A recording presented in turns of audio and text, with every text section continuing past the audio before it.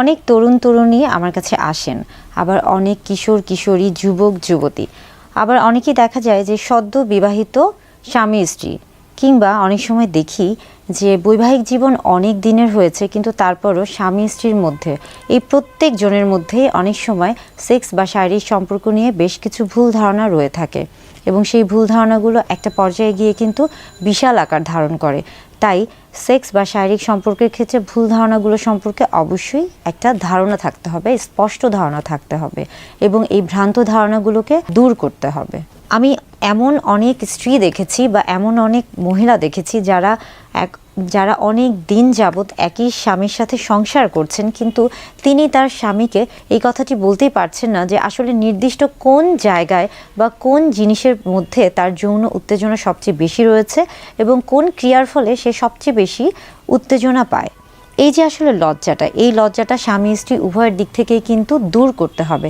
কেননা আপনি যখন লজ্জা করে একটা শারীরিক সম্পর্কে যাবেন তখন কখনোই কিন্তু আপনার মন সেখানে সাড়া দিবে না এবং আপনি কিন্তু শারীরিকভাবে বলেন, মানসিকভাবে বলেন, সেই তৃপ্তি বা আনন্দটা কিন্তু উপভোগ করতে পারবে না। সেক্স বা শারীরিক সম্পর্কের ক্ষেত্রে একটি ভুল ধারণা হচ্ছে অনেকেই এটাকে একটা খেলা হিসেবে মনে করেন। বিশেষ করে পুরুষদের ক্ষেত্রে অনেকেই এটাকে মনে করেন যে এটা একটা খেলা এবং এখানে তাকে একটা ভালো পারফরমেন্স দেখাতে হবে, তাকে জিততে হবে। এই যে বিষয়গুলো তিনি যখন খেলার সাথে এই বিষয়টাকে বিবেচনা করে থাকেন তখন তার মধ্যে কিন্তু একটা মানসিক চাপ তৈরি হয় এবং এই মানসিক চাপ কিন্তু তার শরীরে একটা শারীরিক চাপ তৈরি করে এবং যার ফলে কিন্তু স্বাভাবিকভাবেই যখন মানসিক এবং শারীরিক চাপ তৈরি হয় তখন কিন্তু সে কখনোই ভালোভাবে সেক্সুয়াল অ্যাক্টিভিটি যেটা বা পারফরমেন্স সেটা কিন্তু করতে পারে না, অর্থাৎ তার শারীরিক সম্পর্কটা কিন্তু ভালোভাবে সে উপভোগ করতে পারে না। তাই মনে রাখতে হবে যে সেক্স বা শারীরিক সম্পর্ক খুবই স্বাভাবিক একটি ক্রিয়া এবং এটা কিন্তু আপনার শরীরের যেমন স্বাভাবিক একটি ক্রিয়া এবং একটা জীবনের কিন্তু স্বাভাবিক একটি অংশ। তাই এটাকে কোনো কিছুর সাথে আসলে তুলনা করা যাবে না। সেক্স বা শারীরিক সম্পর্কের ক্ষেত্রে আরও একটি ভুল ধারণা রয়েছে। অনেকের মধ্যে দেখা যায় যে আত্মবিশ্বাসের যে অভাবটা, বিশেষ করে নারীদের ক্ষেত্রে দেখা যায় অনেকেই তাদের দৈহিক অবকাঠামো সম্পর্কে একটা আত্মবিশ্বাসহীনতায় ভুগেন।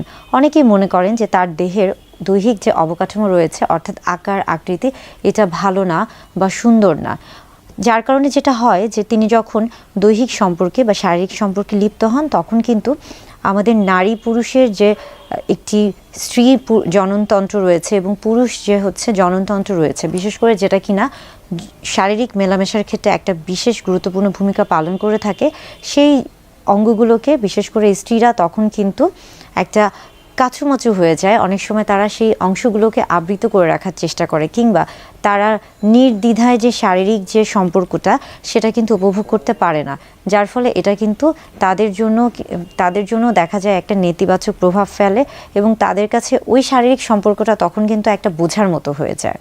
অনেকেই বিশেষ করে স্বামী স্ত্রী বা নারী পুরুষ উভয়ই, তবে নারীদের মধ্যে সবচেয়ে বেশি এই বিষয়টা কাজ করে, তাদের মধ্যে এই লজ্জাটা কাজ করে বা একটা ইতস্তত বোধ কাজ করে। এরপরে আসি সেক্স বা শারীরিক সম্পর্ক সম্বন্ধে আরেকটি ভুল ধারণা রয়েছে এবং এটি হচ্ছে সম্মতির যে ব্যাপারটা। স্বামী স্ত্রী উভয়ের ক্ষেত্রেই কিন্তু আসলে সম্মতির প্রয়োজন হয়।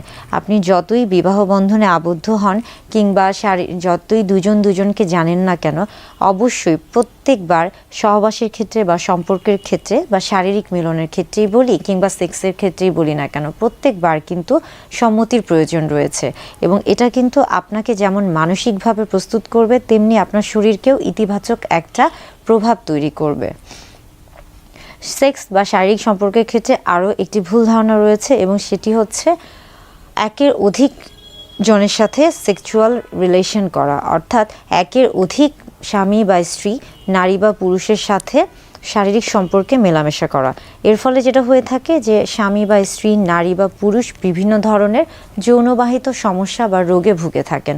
অর্থাৎ এই যে ভ্রান্ত ধারণাগুলো রয়েছে এই প্রত্যেকটি ধারণাকে দূর করার জন্য অবশ্যই আপনাকে সেক্সুয়াল হেলথ এডুকেশন বা সেক্স এডুকেশন রয়েছে সেই বিষয়গুলি সম্পর্কে আপনাকে জানতে হবে। তা না হলে দেখা যাবে যে সারা জীবন একটা ভুল ধারণার মধ্যেই আপনি থাকবেন এবং পরবর্তীতে কিন্তু এটা আপনার যে শারীরিক সম্পর্ক আছে সেই সম্পর্কে একটা নেতিবাচক প্রভাব পড়বে।